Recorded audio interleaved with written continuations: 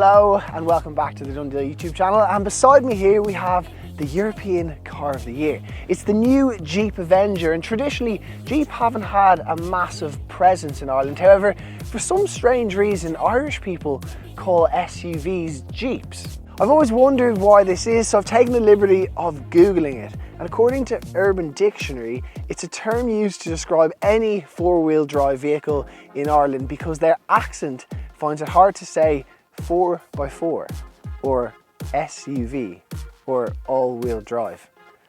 I don't know. Underneath the bonnet we have a single motor. It produces 156 brake horsepower, and that's powered by a 54 kilowatt hour battery. Now in terms of range, you're talking claimed or WLTP of 400 kilometers, and actually in the real world I think you will see mid to high 300s because that's what I've been getting this week. So it's pretty decent in that respect. In terms of charging, it's got a 100 kilowatt onboarding DC charger, which is pretty quick. You can do about 80% in a half an hour if the charger allows it. And actually, very interestingly, this is built on the same chassis as the Peugeot E2008 or the Opel or the Vauxhall Mokka E. This is a slightly new and kind of upgraded one. Those cars will follow, but just quite interesting to know, and that's all because Jeep is now a member of the Stellantis group.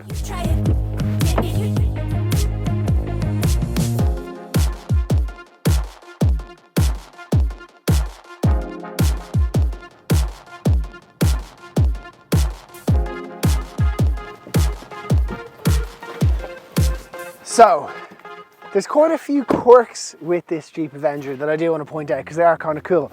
So most EVs don't have a grille because they don't need them, so it's a bit more aerodynamic, but they've had to put in the famous 7-slot grille because that's very important. And there's a lot of reference to that even down here on the wheels. And as we make our way around, there's a few more kind of cool quirks, actually one of them being the headlight. So if you look, there's a lens here, but the actual headlight is recessed behind, and the reason for that is because if you have a little bump, it's cheaper to repair, and that theme continues. Another little quirk here with a kid and a telescope up to the sky. There's a ladybird on the driver's side here.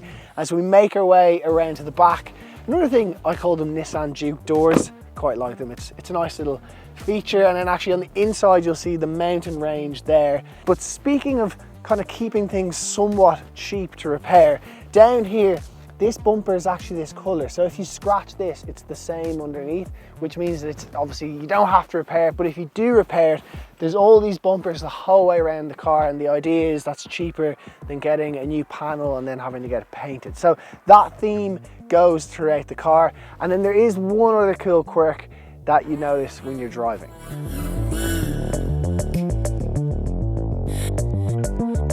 So this one's quite interesting. The indicator noise. I'm going to try and be very quiet.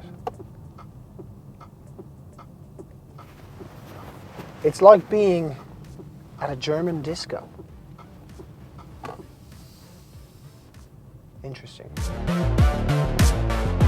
So this is the only car I've ever experienced where this actually works. First try, every time. Hats off to Jeep on that.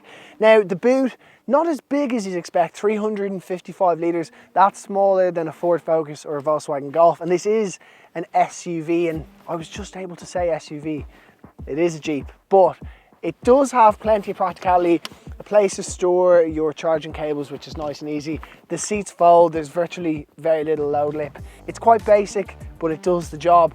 One other cool thing I will point out is there's a little bit of a Jeep engraving up here, which is kind of nice. It's just all these little touches that do add up. But as a whole, okay boot, definitely not class leading, but it does the job. In terms of space in the rear, well, if you've got small kids, the child seats, 2 ISOFIX points, nice and easy. But for the grown-ups, it's not massive. I've got limited knee room and actually pretty good headroom. It's worth saying as well that this is in my normal driving position. And other than that, it's pretty basic back here. There's one USB-C charge point, and that's about it. So as you take it out on the road, I suppose the first thing that you'll notice is that it is buttons to go into gear, which is quite different, and I kind of like it. I have permanently clicked drive button twice just to put it in regenerative braking. If you don't know what that is, basically that's where a car uses the energy of it slowing down to recreate power. It means you don't use the brakes as much. That's probably the most noticeable thing. At first it feels very odd, but spend a day or 2 days in an EV and you get very used to it. Now as a whole to drive, it's very smooth, to be fair. Lovely car actually to drive. Size wise, it's really nice. Obviously you are ever so slightly higher being in an SUV. I nearly said being in a Jeep, but we are in a Jeep. So being in a Jeep, you're ever so slightly higher, but it's not massive. And it's, you know, around town, you're not thinking, how am I going to park this thing? Which you do in quite a lot of SUVs. Now, in terms of power, obviously it's an electric car. So let's talk about the acceleration and the torque, because that's always a big thing in EVs. It is quick, but it's nowhere near as quick as some of the EVs. I suspect part of that is to maximize the range, so that if you're not accelerating as hard, it'll be more efficient. But also it comes down to driving mode. So if I swap it into sport mode's the only actual mode where you get all 156 brake horsepower, which is quite surprising. The other modes are a little bit more reserved. So I think if I own this, I'd spend most of my time in sport mode. It doesn't really affect anything else other than your throttle response, and you have the full amount of power. Now there is other modes down here as well. So there's normal, there's eco, and then there's a load of off-road modes, sand mode, mud mode, snow mode. What do these do? Well, this is a front wheel drive car, so all that they will do, I imagine, is mess with the ABS, with the traction control, to give you the perfect amount of grip, or as much grip as possible. I'm told it's not terrible off-road, but the reality is it's all down to tires. If you ever drive in the snow, if you drive off-road, you can be in the world's best four-wheel drive, but if it has summer tires, it won't be brilliant. So again, if you're in a front-wheel drive car, but you have winter tires or off-road tires, it'll be far better. So that's a big thing on the off-road side of things, which I know for a lot of Jeep owners, it does matter. Now, this said, it's very much a juxtaposition to a lot of the Jeeps that we've seen in the past. Obviously it's electric, but also it's front wheel drive. It's not really an off-road machine, and actually this won't even be sold in the USA. It's for the European market specifically. Now I suppose one more thing is, I actually think the cameras when you go into reverse mode are really good. Very clear, high graphics, which you don't see a lot nowadays. I've noticed a lot of brands are almost reducing that quality. Now, in terms of the interior itself, it's actually quite a nice place to sit. The driving position is lovely. I will say the seat isn't huge, so I'm not very big, but if I was a little bit bigger, I can imagine I'd feel quite tight. But the position's lovely. Really like the steering wheel. You've got two big screens. This one is fantastic. You can use it itself, it'll show your energy flow, but the reality is you put it into CarPlay or wireless mirroring and your phone is just all there. It works really smoothly and it's fabulous. Now in front of you here, you've got a little bit more information, how much power you're using, your speed, what mode you're in, your battery percentage, your range. All very useful pieces of information. We're seeing cars like Teslas go away from that and they only have a single screen, so I'm becoming more and more grateful for these little things. In terms of storage, Jeep claim that this has double the storage in the cockpit that any other car has, and it does have great big drink holders. I quite like the way this flaps in here, and there's some wireless charging down there. There's a glove box, and even just this rail here.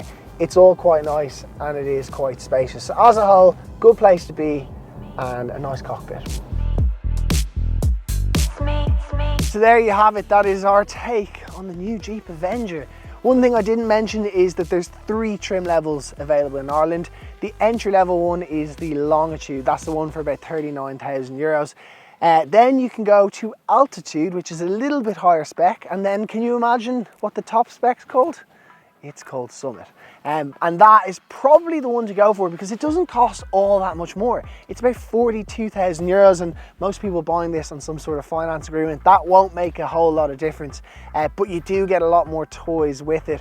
One thing I'd say is go down to your local dealer and maybe chat to them about specs, because they'll know all the ins and outs. If you'd like to find out where that is, you can hit the link up there. We've got over 1,000 trusted dealerships all around Ireland. But for now, that's it from me. If you have any questions, please feel free to ask in the comments, and we'll see you in the next one.